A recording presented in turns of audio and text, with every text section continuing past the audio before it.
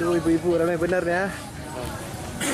Satuan Polisi Pamung Praja Kabupaten Biren melakukan razia PNS yang mangkir saat jam kerja. Dalam razia ini, belasan PNS ditemukan tengah asik santai di warung bakso dan warung kopi saat jam kantor. Para PNS yang tertangkap tangan ini tidak dapat berbuat banyak setelah terjebak razia petugas. Mereka pasrah setelah namanya didata petugas. Razia juga dilakukan di pusat pasar Kota Biren. Dalam razia ini, petugas juga menemukan seorang PNS yang asik berbelanja pakaian.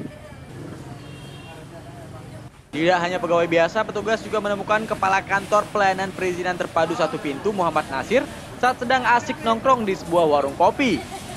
Saat kepergok petugas, sang kepala kantor yang seharusnya memberi contoh teladan untuk bawahannya langsung bergegas pergi menggunakan mobil dinasnya. Kepala Bidang Penertiban Kasarpol PP Kota Biren Muksin mengatakan, razia PNS dilakukan untuk mengurangi para PNS yang malas masuk kantor di saat jam dinas. Para PNS yang terjaring petugas tidak diberikan sanksi apapun, namun hanya didata dan diberikan peringatan. Selanjutnya, para PNS ini akan dilaporkan kepada atasannya.